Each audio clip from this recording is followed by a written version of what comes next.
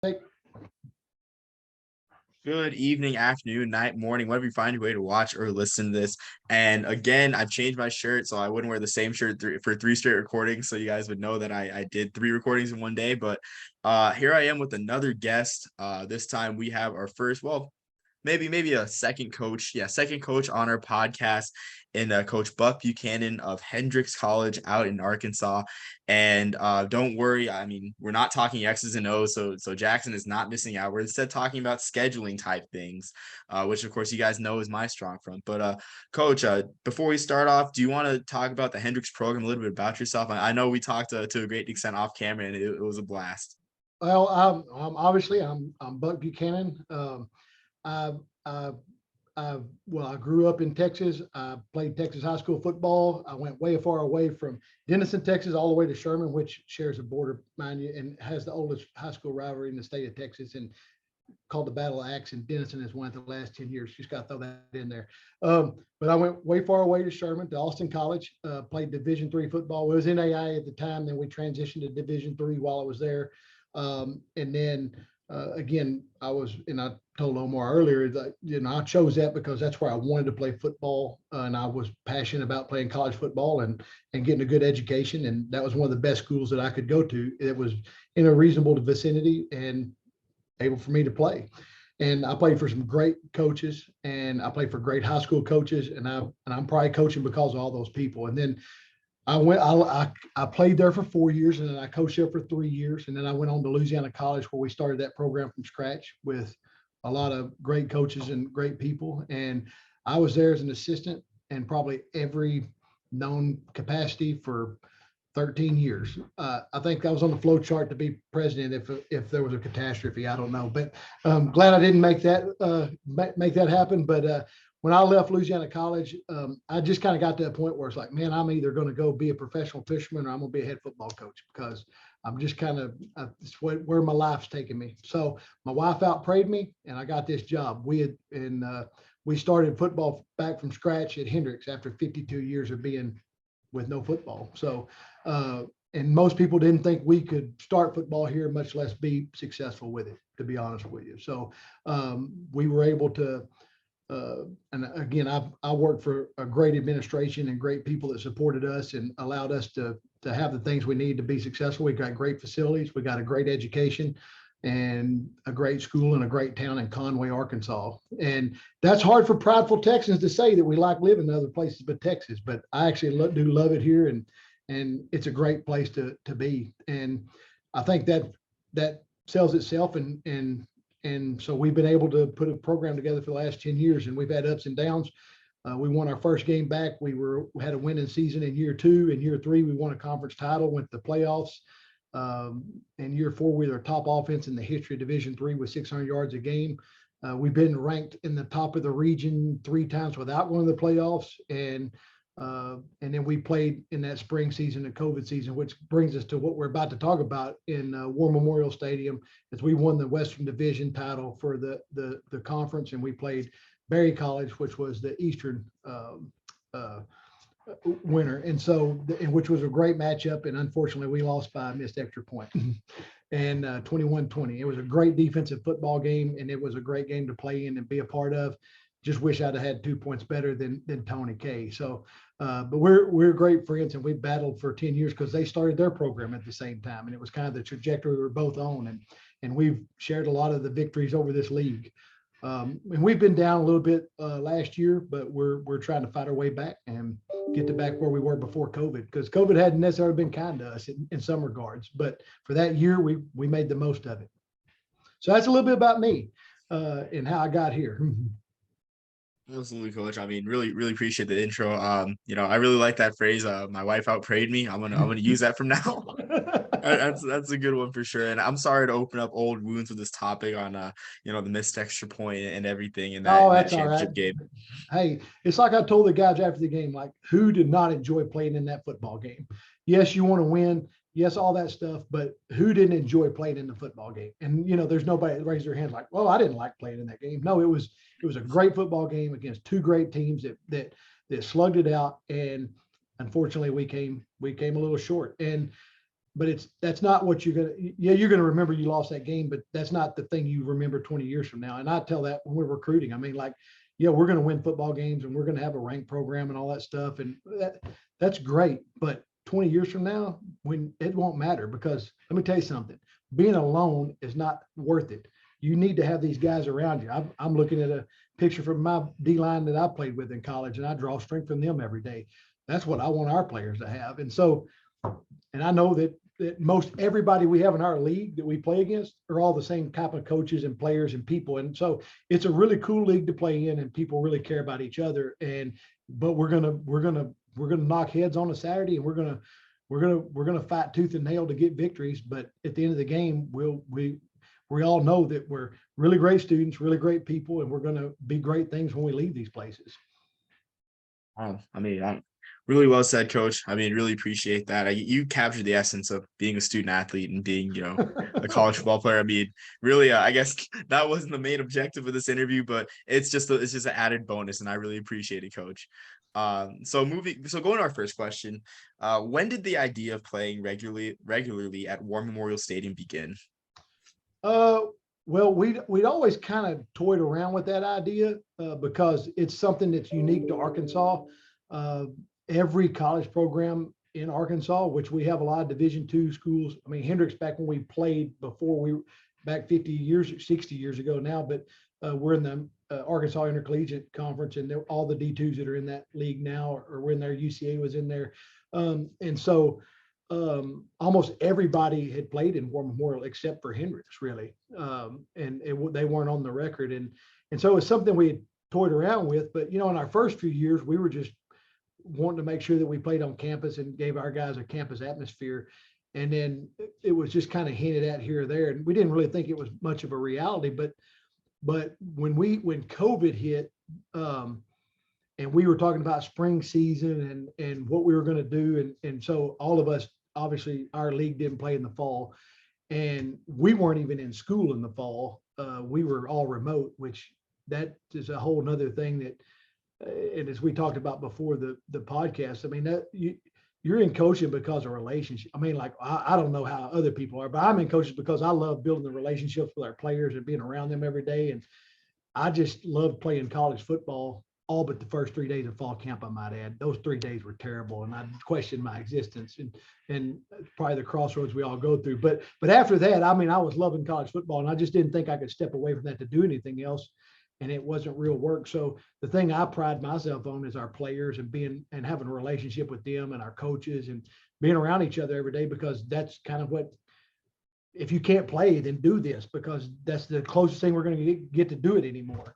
And it's fun. And I'm trying to have our guys have the same experience I had as a player and get the things out of being a player that I had, that I think I hold dear. And that's all I want. And then when you're not around them, it's like, what in the world just happened, and why am I here? What are we doing? And I know all our players were that way too. And so as a coaching staff, and not our coach staff, but the league as a whole, we were talking about scenarios where we were going to play in the spring and all this stuff. And the best scenario was that we divide up into East West. And, a lot of us were in favor of that, but I think Coach Urban at Trinity is the one that actually proposed that model of playing the East West division and then, playing a championship at the end.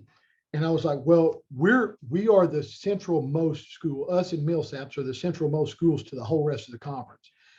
And I know that when we were talking about it, it's like, man, we'll be able to host. We can host. We do a great job of game day management and all that stuff. And Millsaps and us were both willing to host 2 games apiece. And I was like, here's an idea.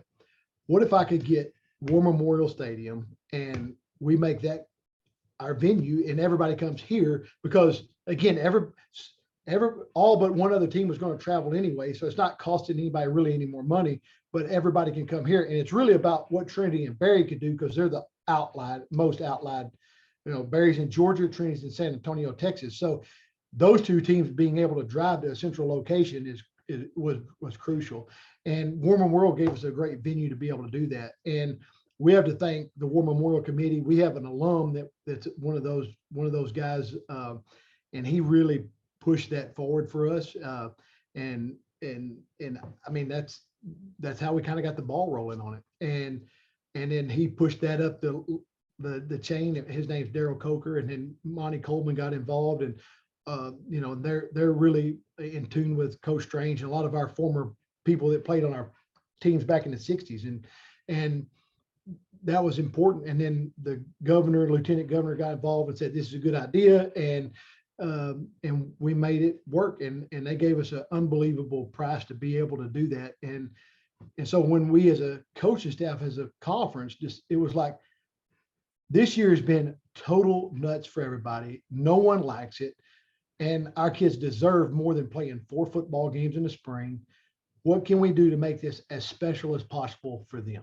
And that's really what it came down to. It's like, let's give them a great venue to play where we all can get together. And, you know, because we've all played at places where we don't want to go or dress or shower. And let's get us a neutral site and a place where they're used to having big time college football. I mean, the Razorbacks used to play there at least 1 game a year. They played almost half their games there back in the day because this state fairly rural, everybody could get to Little Rock. So that was a special venue. And again, they made it worthwhile to where we actually, you know, were able to break even on the whole deal. And they, you know, state of Arkansas made their money. None of us had to come out of pocket for our institutions to be able to play there. So everybody did their part to make that happen. Because yes, they could have charged us an unreasonable amount. Yes, they could have made more money, but they were pretty much at a break even, and they wanted all of our kids to have that opportunity as well. Yeah, I mean, that sounds amazing, Coach, and just a great reward. I guess a great bow on, you know, a season that's remembered for so many other things, you know, with that pandemic year. But Coach, I gotta say, you sound altruistic, you know, talking about looking out for Barry and the school in San Antonio when you just want an extra home game. You don't have to No, I disguise like mean, that. I know you want an extra if home I wanted an game. extra home game, I said we'll host them here at the house. But no, but it really was a special event, though. I mean, and I was hoping, man, this could lead to more things in the future. I'd already kind of talked to them a little bit about things that we could have done in the future. We've always sort of, myself, when I was in the American Southwest Conference, had proposed the American Southwest Conference SCAC game for teams that don't go to the playoffs, because, you know, D3 bowl games are big in the Northeast. They're not big in the South, and we don't have a lot of conferences in the South. Between the SCAC is not a football conference anymore, but the SAA like us, the ASC, USA South, and we have a lot of really good football teams that don't get recognized by going to the playoffs. I mean, there was a year where we lost to Mary Harm Baylor at Louisiana College by 1 score, and they won a national championship. And we're sitting at home going, well, we could have beaten quite a few of these teams in the playoffs, but that's not how Division III works. And people don't really understand that. There's 240 schools and only 32 go to the playoffs, and 28 of those now are automatic qualifiers. So there's not a lot of room for if you don't win your conference. So there's a lot of opportunities in the South, and I would love for us to be able to promote maybe a SAA game versus ASC team as well. And this year was the first year that we sort of did that in preseason. We didn't play not preseason, but non-conference. McMurray, who our former offensive coordinator is the head coach, Jordan Neal, and one of my really good friends that Tony Joe White at Birmingham Southern, they met at War Memorial this year in the first game of the year from McMurray and Abilene and Birmingham. So instead of them going really far for each other, they're meeting at War Memorial for 2 years and making that work. So it's sort of proven that we could play an ASC/SAA matchup, because I'll give you an example. Last year, Hardin Simmons stayed at home, and they were easily one of the best teams in the country, but they didn't get voted in. Our conference had 2 teams in. Trinity lost to Mary Harm Baylor in a really close game in the first round, and Birmingham, won their first round game and then played Mary Harm Baylor in the second round. So, but Hardin Simmons could have easily been there too. And so there's a lot of good teams in the South, and it's something that we thought we might could do. But on top of that, once we proved we could have we could support 4 games in War Memorial, then we could definitely play one. So we've contracted out now that we'll play one game a year there every year. And it's easy for us to play Millsaps and Rhodes because those are, well, obviously our closest geographical rivals, but also it's Rhodes could come in a day trip and our trip to Jackson or their trip up here is not excess, a really long trip. So those are things that we've tried to prepare for the future and make sure it's a good environment. Now, one thing I'll say is we don't fill it up because it's 52,000. It's just, there's a lot of ghost men in there. But one thing about War Memorial that's freaking awesome is it is a loud stadium. And you get some of the SEC coaches that have coached in War Memorial, they say it's like, now that's not Death Valley in Baton Rouge on a Saturday night, but it is a loud stadium and it reverberates. So even with our smaller fan base, it reverberates and it is a great atmosphere for a night game. It is really fun. And I think our kids love it. And I think it's a good opportunity to tell them, this is a venue that, a lot of people played in that have had storied careers in the SEC, in the NFL, in our HBCs that have played there over time. I mean, it's just a really great place to have some history and share that with the tie that binds us all together as football people. 100%. And I mean, I love the point with the D3 bowl games because, of course, as a writer, I mean, I'm very in tune with the D3. I guess not really bowl picture because I'm still understanding the D3 playoffs because I knew there's a lot of teams. But I wasn't aware that there's like 240 teams, which it's very, very big landscape. So it's good to have these bowls, and I hope there is a bowl for the South, because I guess my research started with like War Memorial. It's on I guess one of these days at work, I got bored at my desk and started looking up what was on D3 football, went on a rabbit hole and saw that McMurray and Birmingham Southern, the game you mentioned, was on Labor Day weekend. I ended up writing about that too. It was a fun piece to write, but it's just great to have these games at these type of stadiums. Yeah, you just mentioned I guess this ties into my next question too. It's like you mentioned, like playing in a stadium that, legendary Arkansas players have played, like Darren McFadden, Brandon Burlsworth, one of my favorite movies, Greater, shed a tear really quick, but just the great players that have played in Arkansas. So like, do you think just playing at War Memorial Stadium, having that contract has helped you guys in recruiting in the SAA? Does it give you guys an edge? I think yes and no to some degree, I guess. Being able to promote that and say, hey, it's an opportunity for us to go do that, especially for Arkansas student athletes. They host all the state championships there. So every Arkansas high school football player wants to end their career at War Memorial, in their high school career at War Memorial. So some of those guys do. We have guys on our team that played for state championships and played there before. We have guys that always wanted to play there. So giving them a venue, an opportunity to do that, that's sort of a check mark off the list of, oh, those are things I wanted to do. When I was growing up, all I wanted to do is play in Texas Stadium.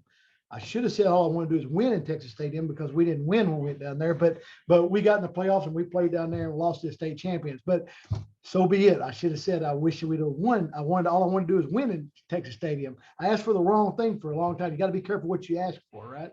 So, but yeah, I think that's something that's kind of special, and having that ability to sell that as a venue as one of the things we do. And then this last couple of years we've played in Prosper, one of their new stadiums, the Children's Health Hospital Stadium in Prosper, Texas, to try to give us a venue that's, a really great venue to play at, that we can pack the house, and a lot of our families from Texas can come to without a lot of struggle. And a lot of our recruiting base is in the Dallas-Fort Worth Metroplex. So, having a game there was big for the last couple of years. And I think, some of us are trying to do that more and more, even though we have a nice place on campus and we fill it up every Saturday.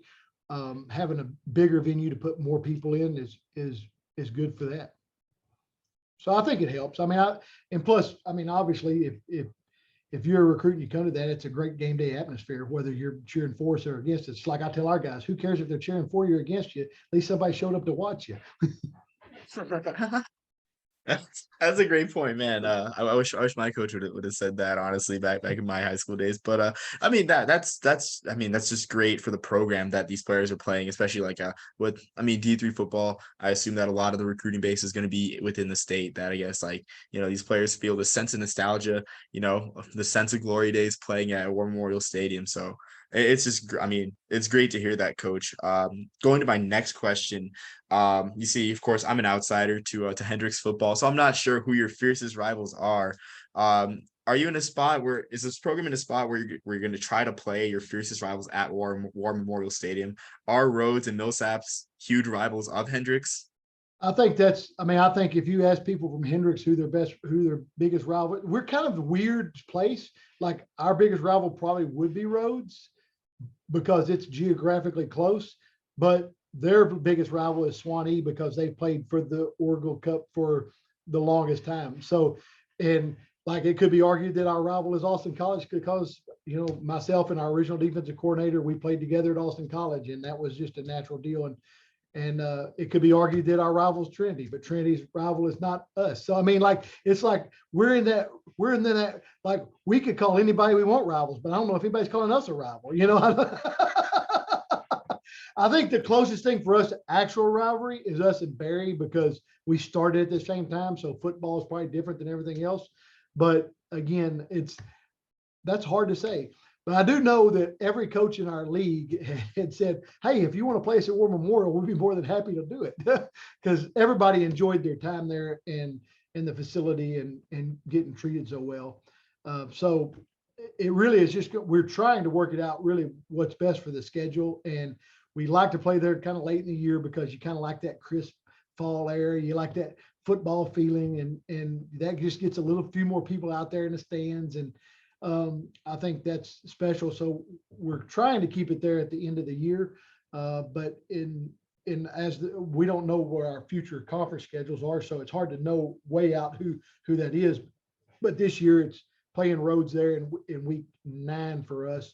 And I think next year, I have it written on my board, I think it's Rhodes in week 8 for us, I think, for next year. So after that, it's hard to say because we could possibly play, another Arkansas school and play them at the first game of the year if it's a non-conference or something like that. But I kind of like it there at the end of the year being a night game and that fall atmosphere, crisp air. It's just fun. And then part of that works into what their schedule is because they try to host Arkansas there a year still. I mean, once a year there still. They try to host Pine Bluff there for a game or two, and then and so they're trying to develop venues as well, and so it's working in their schedule too. And there's a lot of high schools that try to play there once in a while. The biggest high school game is not the state championship there. It's the Salt Bowl between Benton and Bryant, which is west of Little Rock, and it's a huge rivalry, and that draws actually a bigger crowd than the state championships do. Yeah, I guess I mean that's good to know. I mean it's funny that point you mentioned about all the schools. I guess they would on the the flip of a coin would play you guys at War Memorial and claim to be rivals. It's just funny how that works out. But I guess that's something you have to work out with the coaches in the conference for sure. But I guess another question I have, Coach, is comparing, I guess, as a college football fan and writer, just like there's always a constant argument about like, this game should be played on campus. Like, these two big programs should play this game, on campus, not at a neutral site. So I guess like, how does the experience at War Memorial compare to like the on-campus experience of a game at Hendrix? I know they both have their benefits, but I guess like what's the true comparison?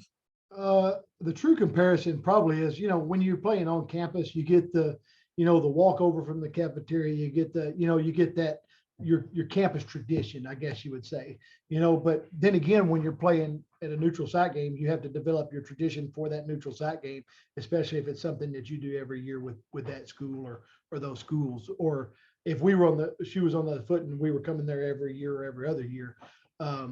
So that part goes kind of like, that's how you got to create your tradition for that, in terms of, all right, we're going to get on the bus and this is how we're going to do this. And this is how we're going to enter. And this is how we're going to go through the tailgate area. And so you're creating your own tradition at that point, which we obviously are pretty good around here because, we started from scratch. They asked me, what do you do to start from scratch? I said, just add flour, so we did it. And next thing you know, we got a football program. That's one of those things where, again, but there is something special about just coming out of your locker room, and it's your home, and it's, and that's the trade-off a little bit, because it's that familiarity that you lose to some degree. But again, I think you gain in just the venue and the nostalgia part of this is an interesting, neat experience that we don't get otherwise. Yeah, I mean, I totally agree. I mean, I see both sides. The start of the tradition, because I mean, you mentioned the cafeteria thing. I know everyone's got their thing. Clemson with the buses. Going down to the That's the stadium. first thing that Everyone's got popped their in my thing. mind, because that was on, that was one of the stories last week or whatever. Looked on Football Scoop, and that was one of the talks about having to drive the bus around the stadium and all that. So yeah, I mean, that was the first thing that popped in my mind. Sorry, I didn't mean to cut you off, Omar. Oh no, you're fine. You're fine. I mean, yeah, that was the only tradition I had in mind. But I mean, yeah, but also too, I think you forgot to mention another thing too. I guess the added aspect of games like the War Memorial Game is like getting people out of their homes and buying stuff. I'm sure the local government, the Chamber of Commerce at Little Rock really appreciates the tourists from Conway traveling and buying keychains and postcards and whatnot. Yeah, So no doubt. another added impact. That is a good impact. And it was a good impact when we had, 4 games there, and it was a really cool experience, except for that one point. But anyway, but it was good again. And in that time, I think everybody was just trying to grasp for something that was going to be positive, because it was just a really tough time over that fall and spring of COVID. Absolutely. And coach, I mean, I have one more question before we close. So Arkansas, the Razorbacks are playing less and less games at Little Rock, at War Memorial Stadium, which understandably it's a tough drive, for students. Not a tough drive, but you still have to drive at least an hour, from Fayetteville to Arkansas. Can you make the statement that with Arkansas playing less at Little Rock, that Hendrix may now soon become Arkansas's college football team? Well, I'd love to make that argument, but I don't think that can be substantiated, because I don't think anything is going to tear away an Arkansas fan from University of Arkansas. So, I mean, we're lucky they don't call the Hogs at our game. So, point being is, Arkansas is going to be Arkansas's team. There ain't no doubt about it. We don't have professional football here. That is the team. And I'm really glad that they're doing well, and Coach Pittman is I always joke, because I'm a line coach too, and us line coaches, we don't get a lot of opportunities to be head coaches. So they're like, we can't guarantee a lot, but I can guarantee you one thing: we're going to eat good and sleep good, because that's important to linemen. Skilled players, they can go without that stuff, but linemen ain't, and not going out without it. I don't think we're going to be Arkansas's football team, but I will say that I think that, we're going to try to take a piece of that market share in Little Rock when they don't play there. And I think that's part of what opened up some avenues for us, because they were exploring other options to get college football there. And they do host some other stuff. I mean, they host the junior college. They hosted the junior college championship, and they in an all-star game and some other stuff that they do down there. And they used to do some camps in the summer and whatnot. So there's a lot of football activities going on there, and it's expanded because since Arkansas is not playing as many games there, and that's always a question every year to whether they're going to play a game at War Memorial. And I see the argument, because when you have such a nice place in Fayetteville, it's hard to come down there, because that's home. That's really home, and it's 2.5 hours. It's not like we're just gonna take a little trip down the road. For us, it's get on a couple of chartered buses and go 25 minutes down the road, and we're there. It's a little bit different. So, there was a time, one of my former colleagues, he coached it with Hatfield at Arkansas, and Coach Hatfield's been good to us here too. So shout out to him. But anyway, they used to stay in Conway at a hotel and then go to Little Rock. So it's like we're staying in a hotel and then going to Little Rock like the big dogs did, right? So we always say the big time's where you're at, make the most of it. So we're staying where Arkansas used to stay when they went to play it in War Memorial back in the 80s. But point being is, we're trying to take as much market share as we can, and we're not trying to make a lot of money off of that or anything. We actually don't. I mean, for that game we do charge, because we do have to try to break even on the game, but for our home games, we don't even charge, because we want it to be something that the community come out to, bring kids, and not have to pay an arm and leg to do, because there's plenty of things that they have to pay for. So hopefully we're giving them a good brand of football on the field and let them come watch. So that's one of the few things we do charge for at War Memorial. But again, hopefully we the only bad thing for us too, as I say, is we don't know what the TV schedule is for Arkansas that far out. So we schedule the game at 6 p.m. and we're just hoping that they've got the noon game. So that way we don't have to compete with television time. Wow, that's something I didn't think of too. These 12-day selections. I mean, for the TV, and coach. I mean, that's very noble for sure. Just providing fun for the family and everything. But I'd like to believe that Hendrix is on the rise as Arkansas's college football team. And you mentioned Coach Hatfield, which I'm gonna get something really quick. I'm sure you'd like it. Just we come back and show you.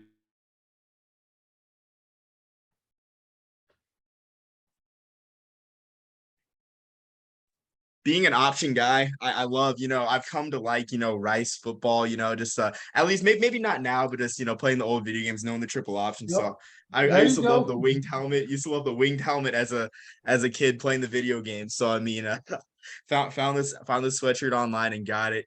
But I mean, I didn't think there'd be a Coach Hatfield reference, because I mean he is one of my favorite coaches.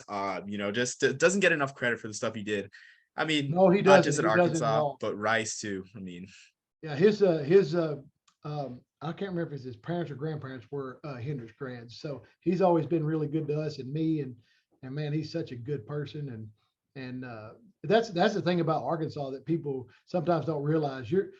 We always talk about, the South being friendly and all that stuff. And of course, there's plenty of places aren't friendly, but point being is Arkansas is like a one phone call away. You're one phone call away from somebody that could do something, and you can be in touch with somebody, because our population is not huge. I mean, the majority is in Little Rock and Northwest Arkansas, but it's just like getting this game off the ground. You can be one phone call away from something. And same way with our graduates, I can pick up the phone and call one or two people, and we can have job interview like that, because we're respected as Hendrix, and again, you're one phone call away. And I think that's something that's kind of neat about here. It's again why some of us prideful Texans end up living here, I guess. I mean that's a good perspective. I mean, I haven't heard people say that about my home state, New Mexico, about it. I haven't heard Texans say that about New Mexico, but hopefully one day, they can say that, Coach. But I will say this, like, I mean, just being a service academy fan, at Army, like, people forget that it was Coach Hatfield that brought the wishbone to the Air Force Academy. And just start off that route. I mean, Ken Hatfield, Coach Hatfield walked so Fisher DeBerry could run. So honestly, I'll leave it at that. I'll leave it at that. But Coach, this has definitely been a pleasure. Hopefully, we can get you back on the podcast sometime for X's and O's talk with Jackson and I, because I know Jackson would have a blast. Talking X's and O's and everything with you. And I'll take a step back with my journalist side. That you can see. I think you're serving that one up, so that you're just like letting everybody know. I can ask a question that it doesn't really need to be asked, but they'll think it's just a journalistic question. So you try to set me up for failure there, Omar. I see how this goes. It's all good. I'll have some kind of smart one-liner to come back, but anytime I'm available. I'm pretty easy to get and talk to, and unless like we got delayed because I had a player I needed to talk to because he had a death in the family. So those things, we're still everything under the sun. And for anybody that's listening that's coaching, you're not just coach. You're sometimes dad, sometimes brother, sometimes disciplinarian, sometimes just the shoulder people need to cry on, sometimes a little bit. So don't take your jobs too seriously to where you can't be there for your kids. Well said, Coach. I mean, I have fond memories of my high school coaches, and how they were there for me. So, well said, Coach. It's a great note to end on. Appreciate the time. Sound like broken record, Coach. But till next time, everyone. Peace, love, and soul.